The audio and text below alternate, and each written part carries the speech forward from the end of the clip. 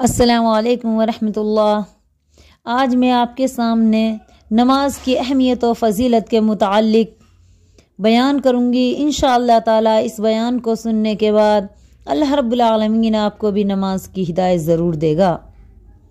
الحمدللہ الحمدللہ الحمدللہ رب العالمین والصلاة والسلام علی سید المرسلین وعلی آلہ واصحابہ اجمعین۔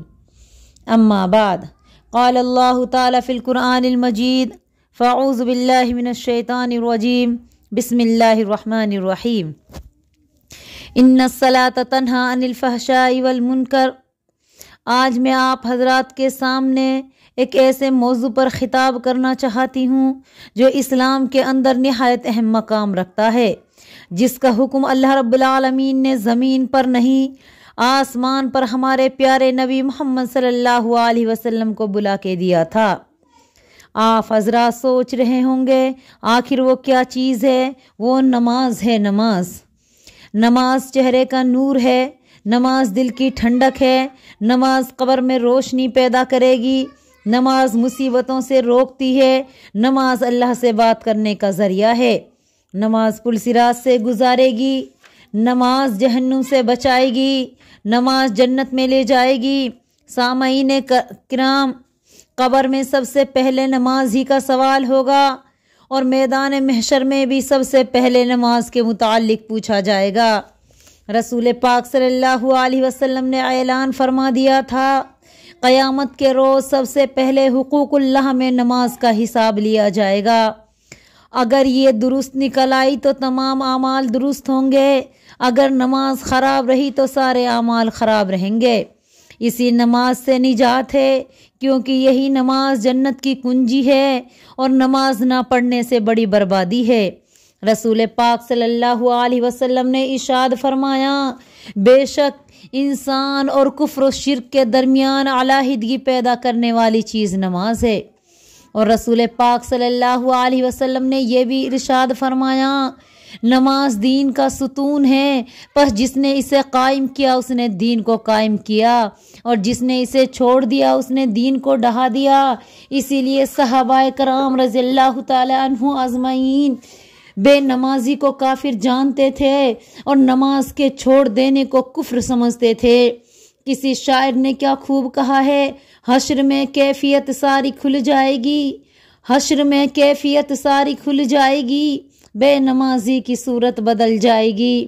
اللہ تعالیٰ نے کلام پاک میں ارشاد فرمایا، وَاسْتَعِينُوا بِالصَّبْرِ وَالصَّلَاةِ، صبر اور نماز سے مدد حاصل کرو۔ اور رسول پاک صلی اللہ علیہ وسلم نے یہ بھی ارشاد فرمایا، جو شخص دل سے نماز ادا کرتا ہے اس کے گناہ اس طرح جھڑ جاتے ہیں جس طرح سوکھے درخت کے پتے جھڑ جاتے ہیں۔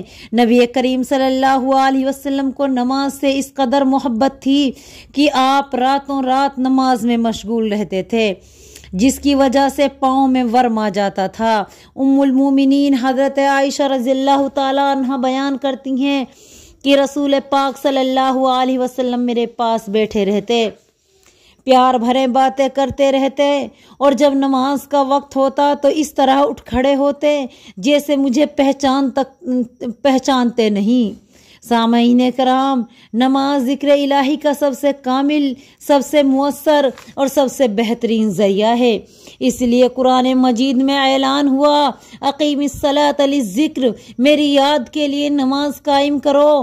معلوم ہوا نماز کے بغیر اللہ کی یاد نہیں ہو سکتی۔ جس کی زندگی نماز سے خالی ہے وہ یاد الہی جیسی نعمت سے محروم ہے۔ اس لیے قرآن اور حدیث میں رسول پاک صلی اللہ علیہ وسلم نے تمام اعمال میں سب سے زیادہ تائید نماز کی فرمائی ہے۔ صرف قرآن شریف میں 70 سے زیادہ بار نماز کا ذکر آیا ہے۔ کہیں نماز کو ایمان بتایا گیا تو کہیں اس کے چھوڑنے کی سزا جہنم بتائی گئی، کہیں نماز قائم کرنے پر اللہ کی مدد کا وعدہ کیا گیا، کہیں نماز چھوڑنے کی وجہ سے قوموں کی بربادی کا بیان آیا۔ نبیوں کی تعریف میں ان کی نمازوں کا بیان ہے۔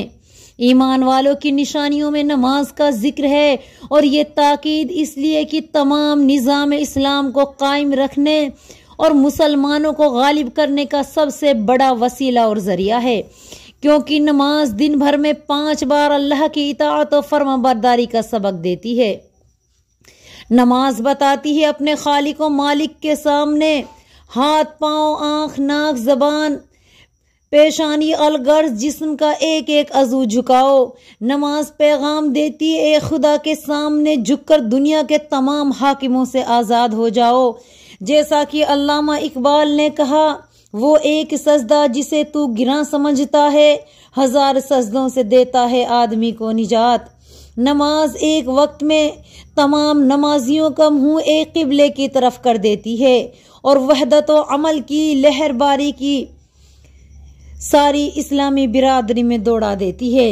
علامہ اقبال نے سچ کہا تھا، ایک ہی صف میں کھڑے ہو گئے محمود و ایاز، نہ کوئی بندہ رہا نہ کوئی بندے نماز۔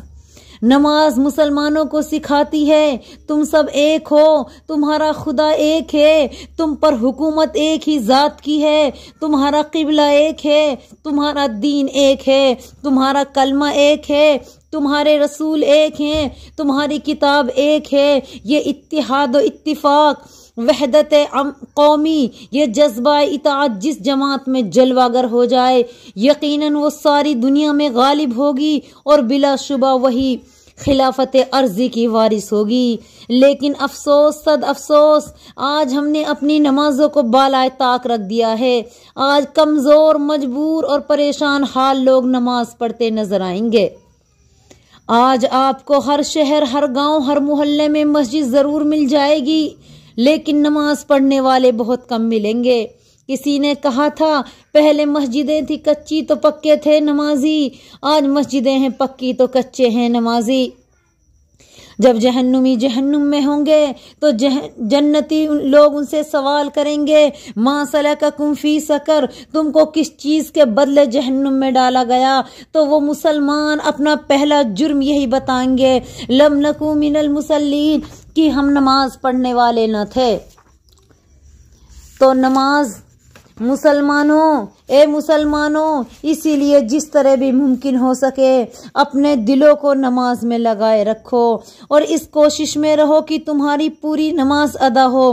اگر کوشش کرنے کے باوجود بھی کما حقہ حضور قلب نہیں ہوتا تو اللہ سے دعا کرتے رہو، وہ اللہ مقلب القلوب ہے، اور یہ دعا کثرت سے پڑھو، یا مقلب القلوب ثبت قلبی علی دینک۔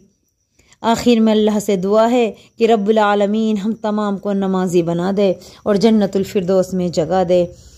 مولا کریم دنیا میں جب تک جئیں دین و اسلام پہ جما دے، آمین ثم آمین۔ وآخر دعوانی الحمدللہ رب العالمین۔ السلام علیکم ورحمۃ اللہ وبرکاتہ۔